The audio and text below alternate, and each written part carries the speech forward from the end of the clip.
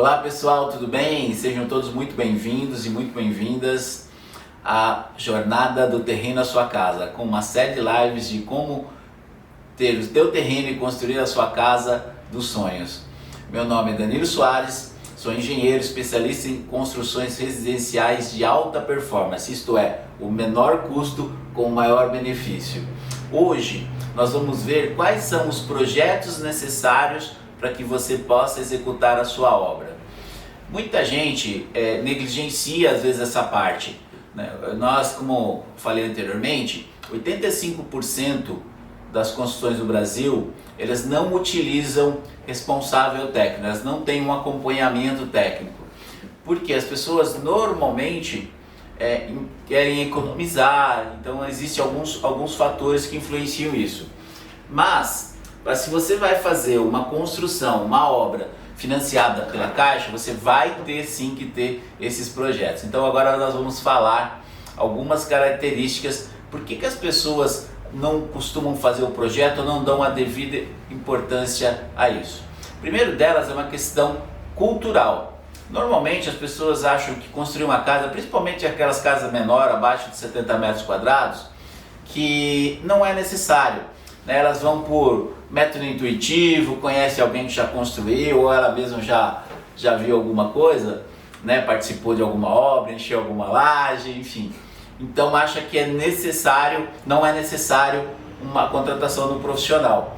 Mas por isso que a gente vê muitas vezes alguns problemas, né? Que lá no futuro vão dar como infiltração, rachaduras e tudo mais. Então essa questão é cultural. A outra questão que também é muito considerada aí pelas pessoas é a questão financeira. Porque contratar um engenheiro é caro, um arquiteto é caro, pagar todo esse serviço. Mas, pessoal, sabe aquele ditado que às vezes o barato sai caro? Quando você tem uma obra, que você executa o projeto, você tem lá uma série de listas de materiais que vão te possibilitar você fazer um planejamento de custo da obra, para não ficar às vezes aquele pinga-pinga, aí o pedreiro às vezes pede, me dá 2 sacos de cimento, aí você manda entregar, daqui a pouco, preciso mais um saco, né? Então assim, é uma coisa que acaba desgastando e você não tem o controle. Então isso também é um fator, tá bom? E o terceiro fator justamente é a questão do fator burocrático. A maioria das vezes as prefeituras demoram para fazer essa análise, você tem que pagar alguns custos, né? Mas se você quer ter a sua obra legalizada de uma forma que você não venha ter problema com multa, fiscalização e tudo mais, é muito importante que você contrate um profissional e dê entrada na prefeitura para fazer a aprovação. E agora nós vamos falar então quais são esses projetos, tá bom? Conforme eu vou falando, vai aparecer para vocês assim na tela aqui um exemplo de cada um que eu estou falando, tá bom? Eu vou fazer de uma casa que a gente tem aqui o projeto e depois eu mostro no final ela pronta, tá? Bom, vamos lá. O primeiro projeto é o projeto arquitetônico.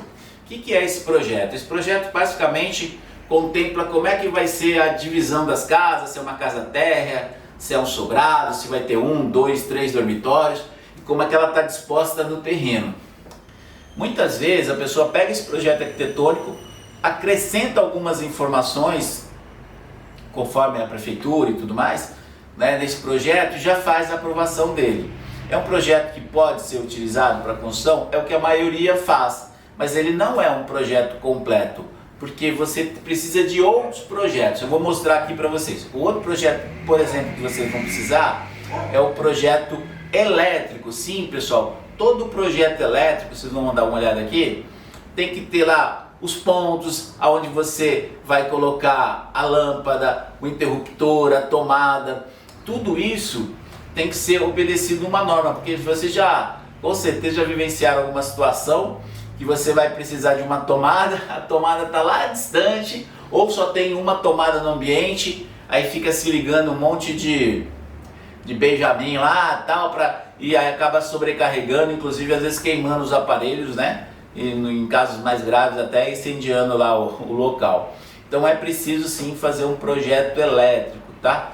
Porque ali você vai saber todas as medidas de bitola de fio que você precisa, os disjuntores.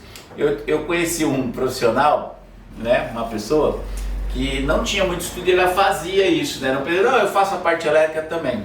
Aí o que ele fazia? Não, às vezes dava superaquecimento no fio, ele ia lá e colocava um disjuntor de maior capacidade, que justamente não desligava, só que em contrapartida colocava em risco toda a fiação, né?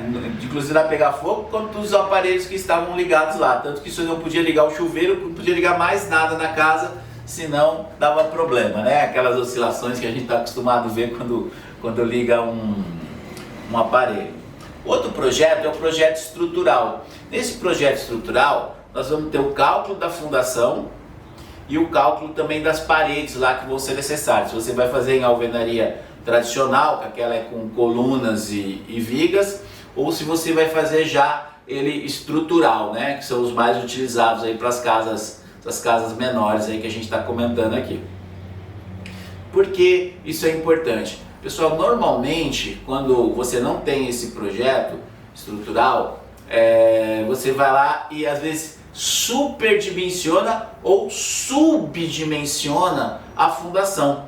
Ou vai se gastar muito mais na fundação, como teve casos aqui, que, para vocês terem uma ideia, nessa casa aqui que a gente está mostrando os exemplos, a fundação representava 12% da obra, 10 a 12% da obra, né? E eu tive um aluno que foi executar um projeto bem parecido, gastou 30%, de tão mal dimensionado que foi, porque ele não fez os projetos, né?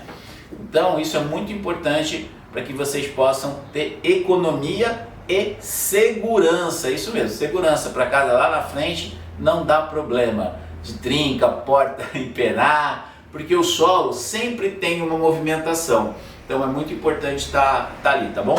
Outro projeto é o projeto hidrossanitário, que é toda a tubulação de água, esgoto, quando tem água quente, né? Aonde está a torneira, a altura que vai ficar o bocal da torneira para ser instalado lá por exemplo, na cozinha. É muito importante para você ver aonde você vai drenar água pluvial, né? Hoje a gente vê essas quantidades de chuvas que estão tendo agora nesse momento aqui. A maioria das casas vai dar problema. Por quê? Porque não tem um dimensionamento para essa questão. Então é muito importante. Como é que você economiza nessa parte? Você vai comprar a tubulação que é realmente necessária, e não que assim, manda 4 barra dessa, 3 barra dessa, não. Lá tem todas as metragens e você vai comprar o material conforme a necessidade, tá bom?